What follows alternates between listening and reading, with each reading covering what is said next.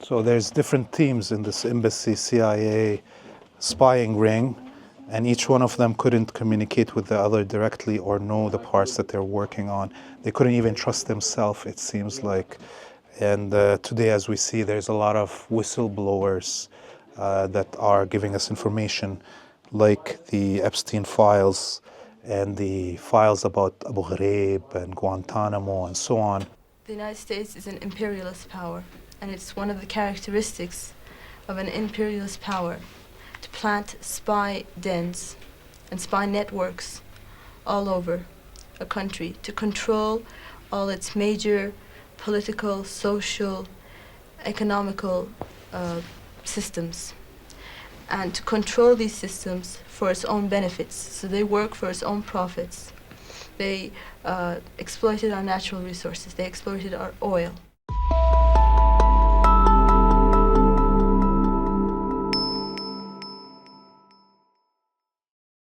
Hey everybody, this is Laith Marouf from Free Palestine TV, and we're right outside the former American embassy in Tehran, Iran.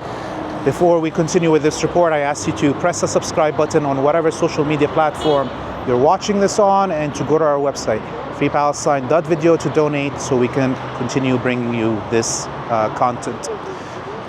The former American embassy, of course, right now is a museum. And the story is as the revolution happened, the youth from the universities around Tehran gathered at this embassy and jumped the fences and ended the presence of this CIA den that was responsible for a lot of the activities of the American intelligence in not only Iran, but all the region around it. So we're going to go inside.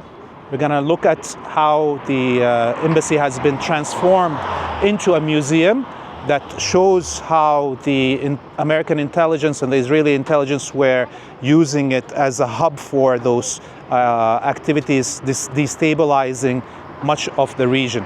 And we hopefully will be able to transmit all this information to you as we go inside. Of the students in the American Embassy of Tehran. We are not against the people of the USSR. We are against of the United States policy in Iran. We can see right behind us some of the parts left from Chinook helicopter, American special forces. Of course, after the takeover of the American embassy, there was the staff in the embassy that became prisoners in Iran, and the American special forces attempted to infiltrate Iran to, take back these prisoners. And these multiple helicopters were shot down by the courageous Iranian resistance. And for those who are from the new generation that are living the realities today, the same special forces that attempted to take back the American prisoners in Tehran from the embassy are the same ones that kidnapped President Maduro of Venezuela. And unfortunately, the Venezuelan armed forces were unable to deliver on the same successes of the Iranian military. And, this is a sad moment for me when I bring up Venezuela, because Iran was living moments of, there was a state that is very weak at the moment. There was an attempt by Iraq to invade. There was an attempt by the Soviet Union to also reach Iran by invading Afghanistan, and the chaos of the revolution. Still, the Iranian people succeeded in stopping the Americans from entering the country and retrieving the prisoners. Now, there's conflicting stories about what happened that day. The Americans call it the massacre of Tabas. The Iranians call it the success in the desert of Tabas. One of the conflicting stories is that the helicopters, a sandstorm was blowing, and made them hit each other, and they collapsed in the desert by themselves. Of course, even if that's true, that is a clear signal that God, the Creator, the just God, was there amongst the rebels, revolutionaries of Iran that brought us the Islamic Revolution that has helped resistance and the oppressed all over the world.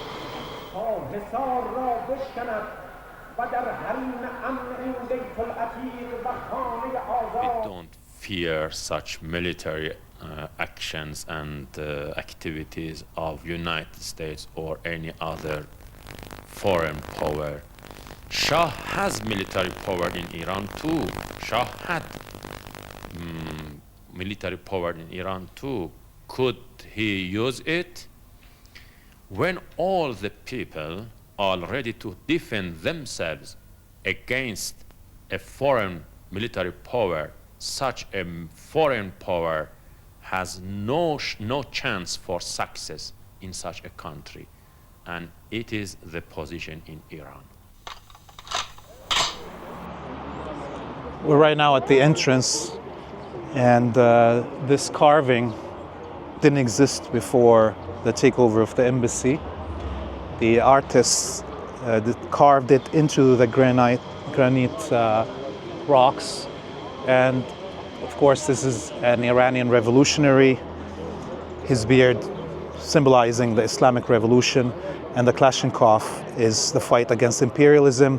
And on the other side, right here, another one of those carvings, and the carving here is an Iranian foot stepping on the American flag. Symbolism is very important to maintain revolutionary fervor. You know, people sometimes don't realize how important art is in maintaining memory. And this is the famous drawing of Lady Liberty being Lady Death. And with all the Epstein files coming out, truth is now impossible to hide. There's a war between good and evil on this planet. And evil is represented by the American empire and its Zionist colony. And good is the Islamic Revolution, the Islamic Republic, and the axis of resistance. Anyone that denies right now this glaring truth that is as bright as the sun, there's no way you can convince them. Beyond that, they have already been taken over by Satan. Down with the USA. This is the embassy flag. And we could be spitting on it right now, but because it's a museum, we're not going to be doing that. Another one of those amazing artistic pieces that are famous. I think a lot of people have seen this drawing around the world. This is commemorating, of course, maybe around 6-7 years ago, when American Navy accidentally entered Iran's waters in the Gulf, and they were surrounded by the speedboats and were caught as prisoners of war, surrendering immediately without fighting back. This is like a safe door. It's enforced steel, and this is the maximum security floor in the embassy. I guess they would be hiding behind there, but it didn't save them once the revolutionaries of Iran entered the embassy. The CIA had various agents as embassy personnel, to each of whom a cover was assigned, so that the true nature of his job would not be exposed. It seems that this is the waiting room for the ambassador's visitors. Now there's an Iranian flag there, but there's still this old Christmas tree from the time of the American embassy. We're gonna take a look on this side. The names of the people that were captured by the revolutionaries inside. And of course, this is one of those prisoners of war from the embassy when Imam Khamenei was still not the Ayatollah of Iran, but he was, of course, in charge of a lot of aspects of the revolution as it was happening. These posters are commemorating all the times the Americans intervened in the world to destroy states and countries, where the Bay of Pigs in Cuba, the assassination of President of Chile in 1973, and the invasion of Afghanistan. The list of crimes committed by the Americans against nations around the world is almost endless. The 100 million indigenous people that were genocided in what is to become the United States in Turtle Island, the invasion of Somalia in 1992, and the massacres that happened there. And by the way, for our Canadian audience, the Canadian military forces were involved in the invasion of Somalia and were responsible for massacres. We're commemorating this week the killing of Somali youth who was 15 years old after being tortured and raped by Canadian soldiers in Somalia. So goddamn America, goddamn Canada. Serbia and the destruction of the country's broadcasting association, Panama, the invasion in 1989, Vietnam, Japan, and of course Iran, the attempted attack on Iran, the genocide in Korea when the Americans and the West destroyed 99% of all standing structures in North Korea and genocided so many people, and the invasion of Iraq and the killing of 1.5 million Iraqis during that invasion.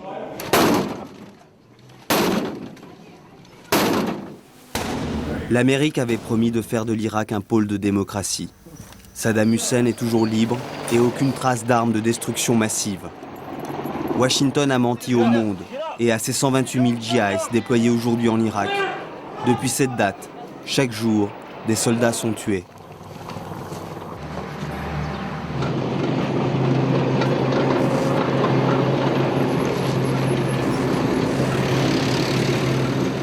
Seems this was a gathering room for the staff where they would get some of their directions, but this is a picture and a quote from Henry Kissinger, the viper that led the American foreign affairs, and he says, "To be an enemy of America can be dangerous, but to be a friend is fatal."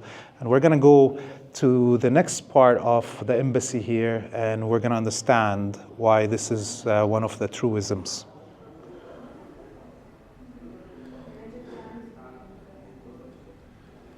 This is a picture from Christmas celebrations during the time of these American embassy staff being prisoners of war.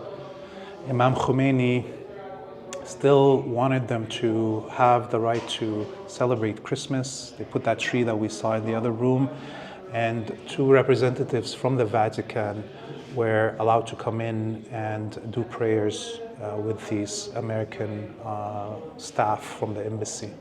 So this is the way that we treat our prisoners. This is the just way to treat prisoners in Islam. Unlike what the Israelis do, unlike what the Americans do, unlike what the Wahhabis do. This is a vision of true Islam. Are you at all worried that there could be some kind of psychological damage to these people that you're holding as a result of their captivity? Psychological damage to yes, the that quite hostages? simply that some of them might, if you hold them much longer, just go mad. Why should they? I mean, in our prisons at the time of Savak, tens of thousands of our most brilliant youngsters were kept in the dungeons and tortured. No one cared for their psychological after effects. They were being tortured there, and everyone knows what came to them those years. And they were really the most brilliant and most intelligent of our young people, and the youngest. And so, can you compare that to this? This is one of the spy rooms. It's behind two metal doors. This is the equipment the Americans were using to encode some of their transmissions. And when we said Henry Kissinger was saying that to be a friend of the United States is even more fatal, it is important to note that this American embassy was spying on their ally, the Shah of Iran. They would shred the documents here. They were trying to shred all these documents before the embassy was taken over by the youth of Iran. And much of the documents that were captured helped, and the equipment in these rooms helped the Islamic Revolution and nations that were allied with the Islamic Revolution to fight back on the spying efforts. Some of the files, the typewriters, they were fabricating even license plates for cars to drive around Iran without telling their tool, the Shah. There's some graffiti here from the youth when they entered the embassy, and it's preserved right now behind this glass forever. There's no time for imperialism in Iran anymore. This is what it says. This is one of the CIA rooms in the embassy, receiver devices, beacons, what have you. And Hadi, you've come here before by yourself. Maybe we can get some of your knowledge about this room. We are witnessing here this was in the 70s and the 60s used. We are witnessing here one of the most advanced and complicated electronic warfare, if you want to say, technology that was aimed mainly to intercept all of the communication, the police communication, the firefighters communication, every wireless communication you can think of, they were recording it. Every conversation that was happening, at least in Tehran. You can only understand that this mentality was before you had the opportunity of collecting big data, for example, right now from social media and everything. They were recording it and analyzing it to understand what's happening and to give assessments, like the mentality that is right now using AI to analyze big data in the 70s. On who? On their ally, the Shah. These were interceptors for UHF and VHF. Also, they had interceptions for wired communications. They, of course, which means that they had lines on the official lines of the state. Of the government of Iran and the Shah's closest circles. Even they found wired on the municipality officers. You have to understand how much they were doing effort to spy on municipality mayors and officials.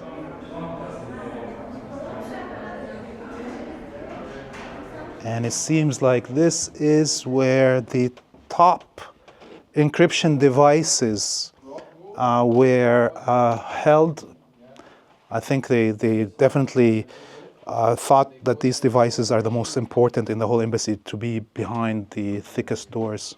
Teletype machine device encrypts the transmits data mechanically. Wow. And what do you think they held behind this? It was a way to communicate with outside the room in a safe way. But imagine both of these doors are closed. We press the reset button in here. The door opened for us. We put the paper inside that decoded one time for the first time and close the door and press the ready.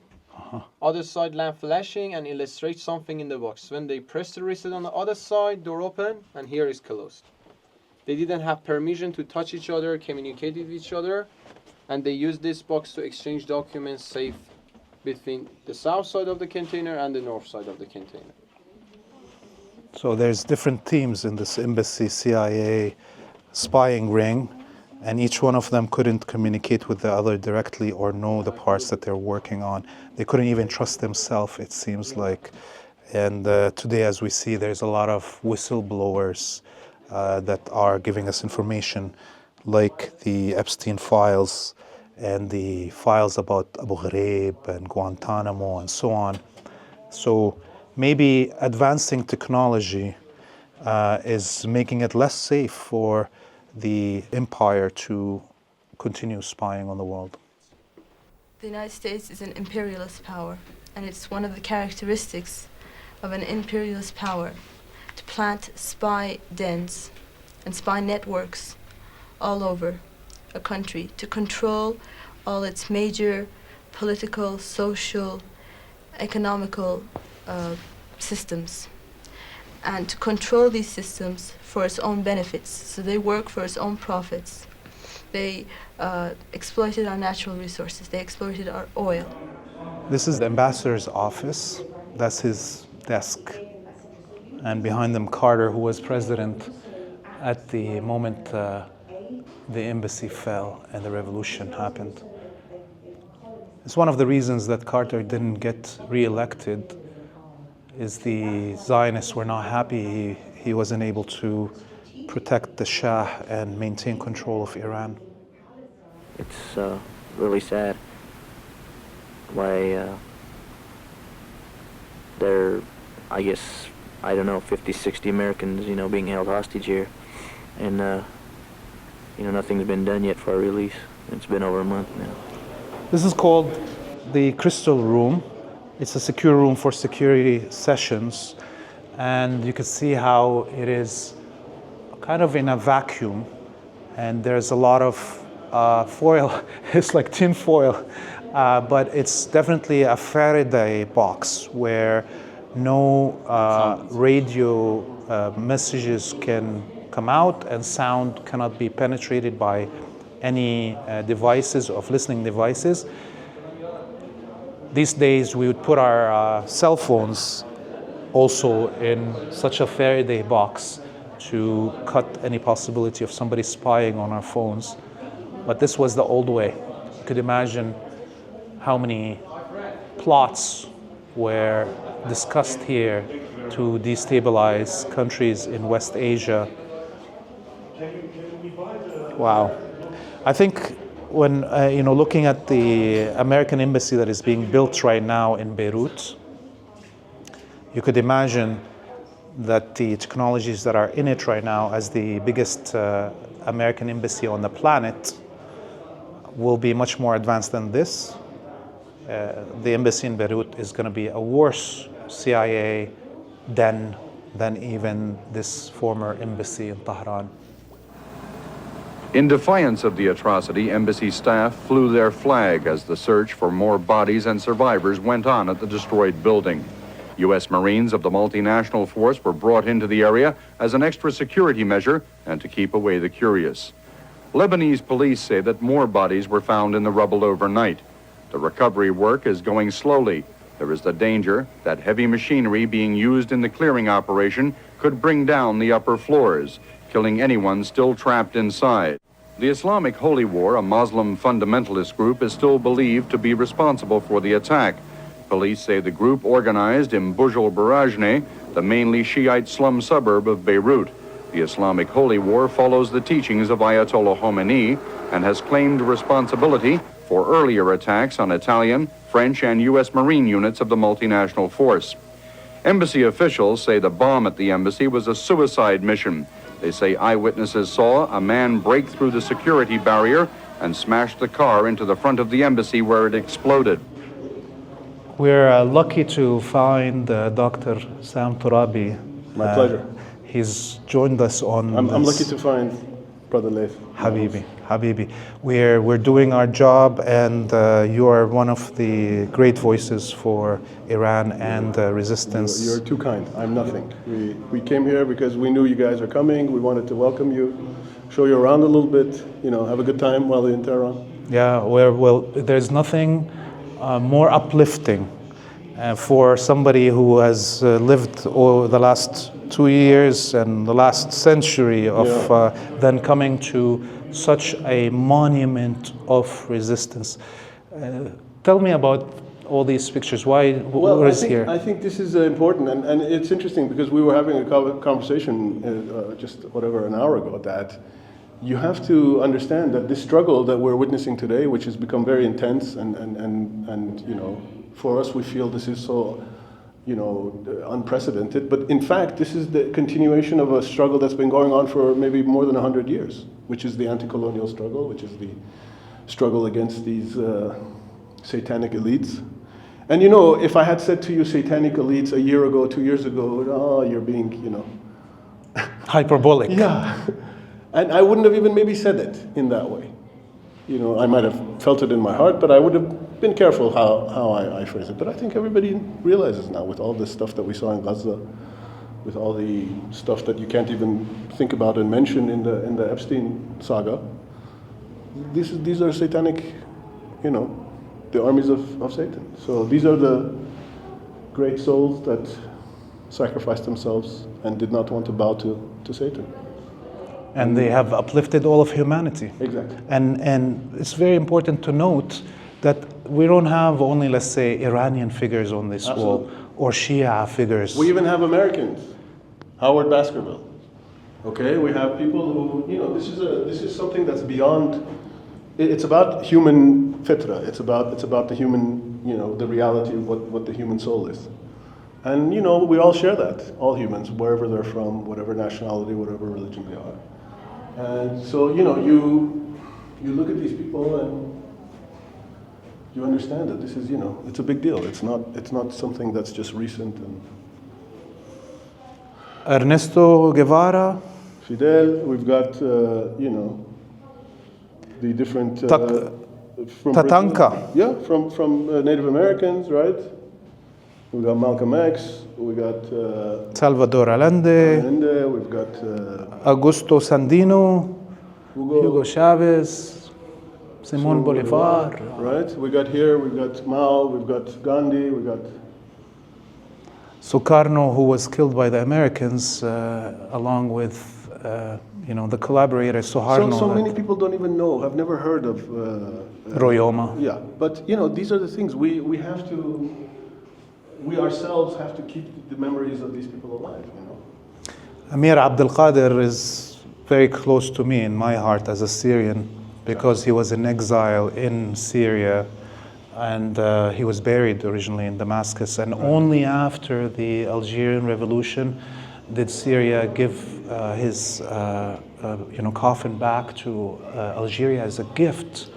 But you know, Algeria is the OG anti-colonial. Yes. You know, the land of a million martyrs, and they really they gave so much, you know. And Omar al-Mukhtar, there you go. Half, at least 2/3 of the Libyan population was killed by the Italians during that brief time of occupation. Their satanic behavior of the imperialist West has been going on for centuries, of course. And of course you have Sheikh Zakzaki here, who's alhamdulillah still alive. And you know, how much did he have to sacrifice? You know, all his sons were killed. He was blinded. He was, you know, injured for life, and you know, so much sacrifice. Well, we look at these pictures here. This is after the takeover of the embassy. Is that correct? Correct. Oh, so this is interesting. So you see, these are the African Americans. So what did Imam Khomeini do? Imam Khomeini, you know, you don't mess with the mullahs. They're very smart, right? So he said, okay, so we don't have a problem with the African Americans and the women. They're also oppressed, so they can go. I know, and they tell us that our society is somehow racist or sexist, when, of course, as we see, even in the Epstein files, they didn't want black children and black women to... Yeah, I mean, it's a totally different civilization. It's a completely different moral framework, you know. We believe that humans are all, you know, have dignity, have inherent worth.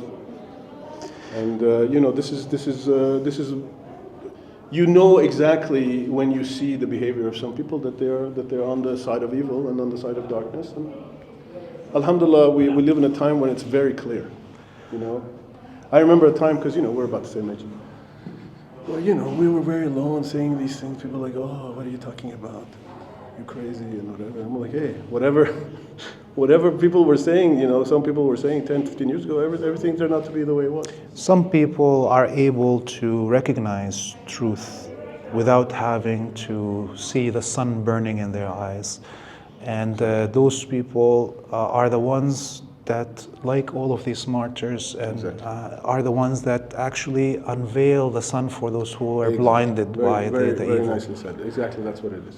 So I just want to point out some of the national heroes here as well, because people might not be familiar with them. So this is Amir Kabir, which is Mirza Taghi Khan Farahani. He was actually, his father was the cook in the Qajar dynasty, so he was not a noble, but he became the, we could call like the prime minister, the chancellor of the Qajar time, and he was considered by all Iranians to be a national hero because he wanted to have a strong, independent Iran. And of course, he was killed by the British. No.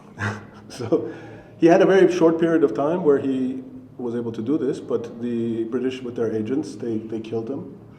And he's a symbol in Iran for national independence. And some of the Arabic and Muslim people in the region forget that actually the interference and the British colonialism and Portuguese colonialism before it has been in the Persian Gulf area since the late 1600s.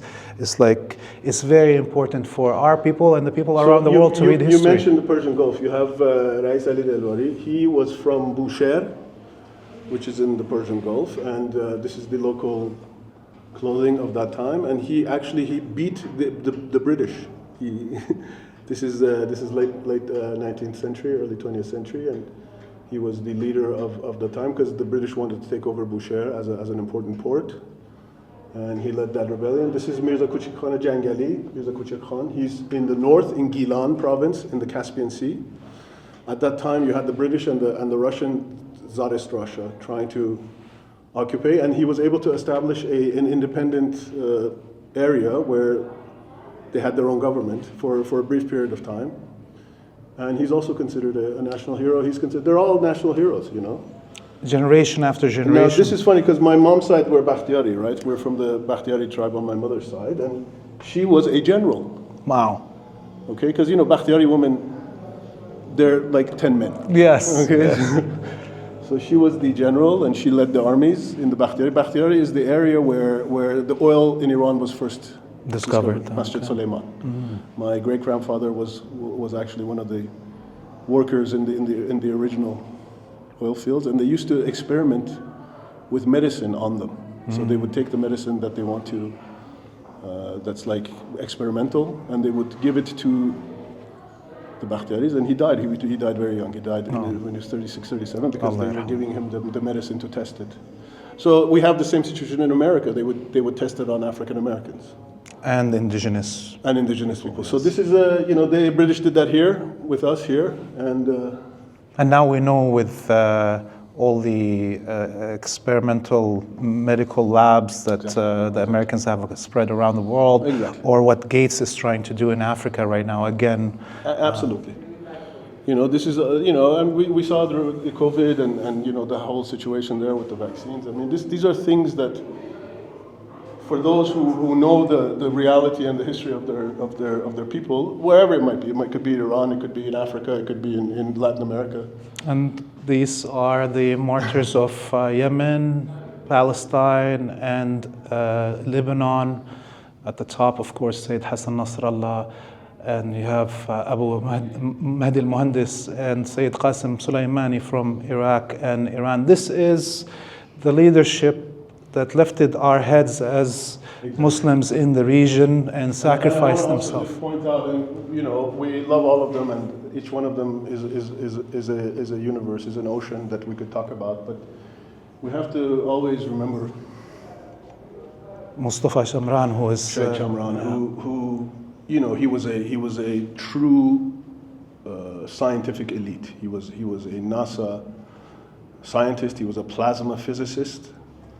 And he left it all, and he went to Lebanon with Imam Musa Sadr, and he, built up the core of what's going to become Hezbollah. Of the whole resistance, because it was Amal at that time. There was no, at that time there was no Hezbollah. It was all Amal, and So a lot of what we see in terms of the resistance in Lebanon, a lot of it is, due to the efforts of Shai Chamran in terms of... And these amazing humanists, okay, absolutely, didn't think of, these colonial borders, didn't think of the difference of culture. They only thought of those who are oppressed and those who are oppressors and their duty as human beings to do so. He has a very interesting, because he was a poet, he was Arif, he was a spiritual, very deep spiritual person, and he has a sentence. I'm going to try to translate it. It might be difficult, but he said basically, I reached a point in my life where I couldn't stand living in this environment. He was in America at that time, and said I had to fight Israel, even if it meant that I will go and I will punch their tanks. He said that's the level that he reached at some point in his life. And then he went to Egypt. They trained him in terms of, at that time, the Egypt was not fully flipped yet. Yeah, it was still revolutionary. And then he went, because he was friends with Imam Musa Sadr from the time of their youth in Iran, because Imam Musa Sadr was born in Iran. So he went there, they built that, and then when the war started against the Ba'athists, against Saddam's armies, he came to Iran. He started the first kind of partisan warfare divisions that we had, because at that time the army was very, disorganized after the revolution. And then Imam Khomeini says, okay, I want you to be the defense minister. So you would think, that's it. Imam Khomeini wants me to be the defense minister. What better than that, right? But that's not Shai Chamran. So he goes to Imam, he says, listen, I need to go to the front. He says, this Mustafa that is behind this desk is not that Mustafa that I used to be. So he asked permission from Imam Khomeini to resign from the defense ministry, and he resigned, and he went back to the front, and of course he was martyred in the front. Allah yarhamu, and may all of our martyrs of the region, of the world, that are fighting against oppression be in the highest of heavens. Dr. Sam Torabi, thank you so much for being with us, and we will sit down with you later on, inshallah, for a wartime cafe to introduce your amazing life and work and get everybody to understand. We talk. Yes, it's a conversation, but people love this conversation. And this is Laith Marouf. You are still watching Free Palestine TV. Behind the camera is Rabia Ghannam and Hadi Hattait. Until we see you next time, I ask you to press the subscribe button on whatever social media platform you're watching this on, and to go to our website, freepalestine.video, to donate. And we wish you all a free Palestine and a world free of Zionism and imperialism.